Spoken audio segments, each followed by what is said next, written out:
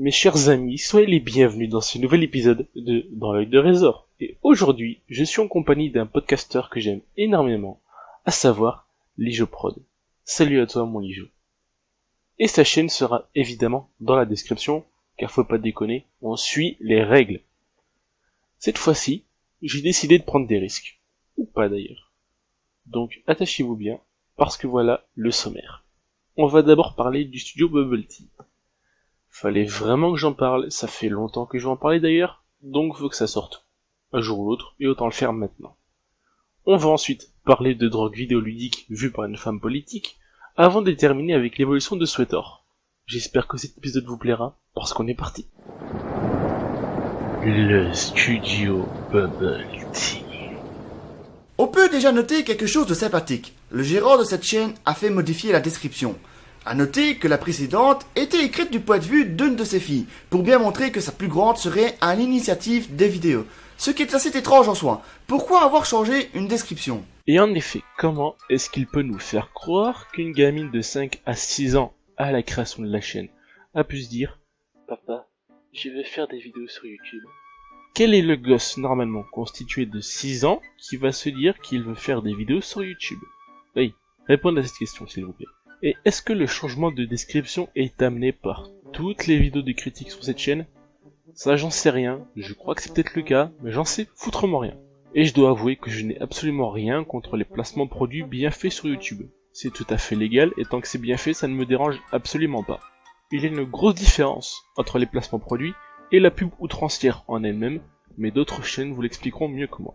Sauf que là, ce mec utilise ses gamines, de moins de 10 ans je précise, pour faire de la pub sur sa chaîne. Sérieux, tu ne fais pas faire une vidéo à une gamine qui n'a pas la totale notion du langage. C'est contre-productif. Et c'est ça qui me rend mal à l'aise. On voit clairement que ce mec utilise ses filles. Le nombre de coupures présentes dans ces vidéos quand elle commence à visiblement en avoir marre, parfois le regard désespéré. Une personne généralement consentante pour faire des vidéos n'est pas dans cet état de malaise ambiant. Mais je dois vous avouer que je ne sais pas ce qu'est le pire. Leur père ou leurs fans.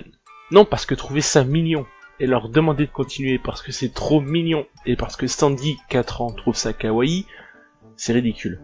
Vous comprenez pourquoi les réseaux sociaux ont une limite d'âge que plus personne ne respecte de nos jours ? Pour éviter d'avoir ce genre de truc. Je suis très ouvert personnellement, mais ce genre de chaîne sur YouTube, non ça clairement je peux pas. Non mais sérieusement, c'est malsain d'utiliser ces enfants pour ça. À 8 ans et 4 ans, tu ne peux pas être conscient de ce que tu fais, notamment quand tu fais de la pub. Est-ce que leur père a anticipé leur vie future ? Non, parce qu'à l'adolescence, elles vont prendre cher, n'empêche. Vu les trolls qui pullulent sur le net, elles vont prendre très cher.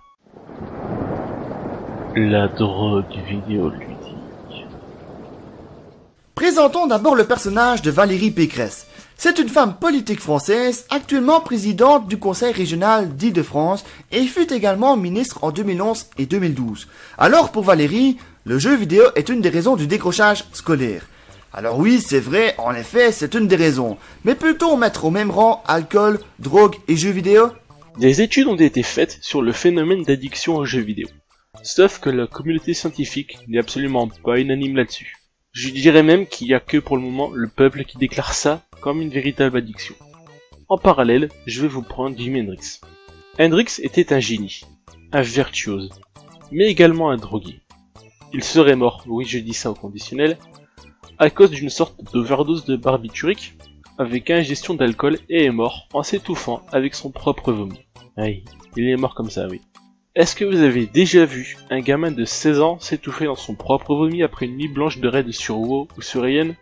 Moi non. Elle s'est ensuite expliquée, précisant que pour elle, elle avait toujours défendu le jeu vidéo, en mettant notamment en avant une loi de 2012 à propos du crédit jeu vidéo en loi de finances.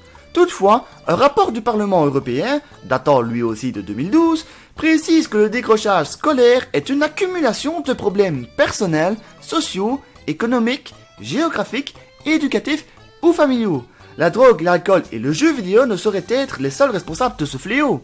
Bon nombre d'adolescents sont en décrochage scolaire à cause de parents je m'en foutistes ou parce qu'ils sont dans des zones défavorisées, ou tout simplement parce que leurs professeurs s'en foutent. Je ne suis pas là pour taper sur l'éducation nationale, puisque je veux devenir enseignant également, mais pas en France. Mais il faut reconnaître qu'il existe un certain nombre d'enseignants totalement indifférents aux difficultés de leurs élèves. L'addiction aux jeux a toujours existé. Prenez par exemple les jeux d'argent. Oui, le jeu vidéo peut rendre accro, mais ce serait oublier ses bienfaits. Une étude réalisée à Oxford stipulerait que le jeu vidéo permettrait d'aider des personnes en situation de stress post-traumatique, de mieux stimuler la vue, d'avoir une meilleure capacité d'analyse, une meilleure concentration, et j'en passe. On ne peut pas prétendre que support est entièrement mauvais lorsqu'il dispose de bienfaits.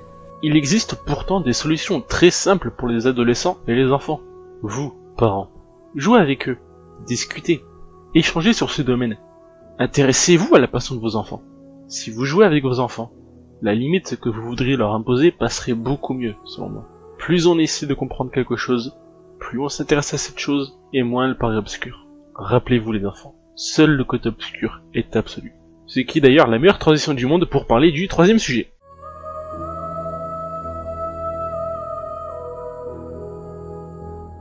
Star Wars The Old Republic est un MMORPG ouvert depuis le 20 décembre 2011. Il suit de très près la fermeture du précédent MMO sur Star Wars, à savoir Star Wars Galaxy, ouvert le 26 juillet 2003 et qui a fermé le 15 décembre 2011. Star Wars The Old Republic est développé par BioWare, cependant le jeu est distribué par Electronic Arts. Mais BioWare développait le jeu de son côté, du moins pour les premières extensions de Star Wars The Old Republic. C'est justement ça le problème, les extensions. Quand une extension sort, on s'attend forcément à du vrai nouveau contenu en termes de jeu. Galactic Starfighter était une bonne extension, puisqu'elle ajoutait un vrai nouveau mode de jeu, le combat spatial entre joueurs. Mais je ne parlerai même pas de l'extension qui est sortie uniquement pour avoir des forteresses. La 3.0 était très attendue et fut très décevante. EA avait promis une nouvelle histoire. Donc, qui dit nouvelle histoire, signifie histoire de classe. Sinon, on n'utilise pas le terme histoire, puisqu'elle est commune à toutes les classes. On dit nouveau scénario, pas nouvelle histoire. Les zones litigieuses et opérations étaient bourrées de bugs. Et après plus d'un mois après la sortie, la majorité des bugs n'étaient même pas corrigés. Knights of the Fallen Empire est à mon avis meilleur que Shadow of Revan au niveau de son histoire, même si, encore une fois, ce n'est qu'un scénario, ce n'est pas de nouvelles histoires de classe. Ce qui est problématique, c'est le temps d'attente pour le temps de jeu effectif d'un chapitre de l'histoire. C'est simple, on attend pendant plus d'un mois un chapitre de l'histoire pour au final le torcher en 2 heures en écoutant avec attention les cinématiques. Avec le rush, ça tombe presque à 1 heure. Plus d'un mois d'attente pour 1 heure de jeu. C'est là que je peux dire ouvertement que c'est du foutage de gueule. EA a littéralement mis la main sur le développement de SWTOR pour en faire un MMO à sa sauce. Si BioWare était resté seul maître à bord au niveau du développement, le jeu n'aurait sûrement pas tous ces problèmes. Sauf que là, on peut parler du syndrome Battlefront. Un autre jeu distribué par EA. Cher, pour rien, au final. C'est pour ça que beaucoup de joueurs quittent ce jeu, car ils en sont vraiment déçus. Star Wars The Old Republic a vraiment de quoi être très bon en MMORPG, un univers juste gigantesque, des possibilités d'histoire à rallonge, des situations qui permettent de faire des tas d'opérations et zones litigieuses, mais on se retrouve avec un jeu où l'on reste sur sa faim. Merci EA.